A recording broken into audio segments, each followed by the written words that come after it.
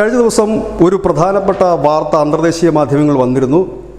വൈദ്യുതി നൽകിയതിനകത്ത് തിരിച്ചു കിട്ടാനുള്ള $800 മില്യൺ ബംഗ്ലാദേശ് നൽകണമെന്നാവശ്യപ്പെട്ടുകൊണ്ട് ഇന്ത്യൻ വ്യവസായി അദാനി ബംഗ്ലാദേശ് ഭരണകൂടത്തിന് നൽകിയ കത്ത് ഒരു വലിയ വാർത്തയായി മാറിയിരുന്നു. തുടർന്ന് എല്ലാവരും പറഞ്ഞത് അദാനി വൈദ്യുതി കട്ട് ചെയ്യും, ബംഗ്ലാദേശ് ഇരുട്ടിലേക്ക് പോകുമെന്നാണ്. പക്ഷേ അതിനേക്കാൾ അപ്പുറത്തൊരു കാര്യമാണ് ഇപ്പോൾ സംഭവിച്ചിരിക്കുന്നത്. അതുക്കും മേലെ എന്ന് നമുക്ക് പറയേണ്ടി വരും. പക്ഷേ ആ വാർത്ത തന്നെ അല്പം ദുഃഖകരമാണെങ്കിലും അത് സംഭവിച്ചിരിക്കുന്നു എന്ന് തന്നെയാണ്. കാരണം ബംഗ്ലാദേശിൽ നിന്ന് ഏറ്റവും കൂടുതൽ രോഗികൾ ട്രീറ്റ്മെൻറ്റിനായി എത്തുന്ന ഒരു രാജ്യം ഇന്ത്യ ആയിരുന്നു. ഇപ്പോഴത്തെ ഒരു അവസ്ഥയിൽ അവിടെ നിന്ന് രോഗികൾക്ക് എത്താൻ കഴിയുന്നില്ല. അതുകൂടാതെ തന്നെ ഇന്ത്യയിൽ നിന്നുള്ള മരുന്ന് കമ്പനികളാണ് ബംഗ്ലാദേശിന് ഏറ്റവും കൂടുതൽ മരുന്ന് നൽകിക്കൊണ്ടിരുന്നത്. ഒപ്പം തന്നെ ബംഗ്ലാദേശിൽ ഉൽപ്പാദിപ്പിക്കപ്പെടുന്ന മരുന്നിൻ്റെ 30% കണ്ടന്റുകളും ഇന്ത്യയിൽ നിന്നാണ് പോയിക്കൊണ്ടിരുന്നത്. ഇതെല്ലാം ഇപ്പോൾ നിലച്ചിരിക്കുന്നു എന്നുള്ളത് തന്നെയാണ്. അതായത് ബംഗ്ലാദേശ് അഭിമുഖീകരിക്കുന്ന സമാനതകളില്ലാത്തൊരു വലിയ പ്രതിസന്ധിയാണ്. കാരണം അവിടെയുള്ള മരുന്ന് കമ്പനികൾക്ക് മരുന്ന് നിർമ്മിക്കാൻ കഴിയുന്നില്ല. ഇവിടെയുള്ള കമ്പനികൾ മരുന്ന് അങ്ങോട്ട് കയറ്റി വിടുന്നതുമില്ല. ഇവിടുത്തെ കമ്പനികൾ പറയുന്നത് തങ്ങൾക്ക് ഒരുപാട് പേയ്മെൻറ്റുകൾ കിട്ടാനുണ്ട്, ആ പേയ്മെൻറ്റുകൾ കിട്ടുമോ ഇല്ലയോ എന്ന് പോലും ഉറപ്പില്ല.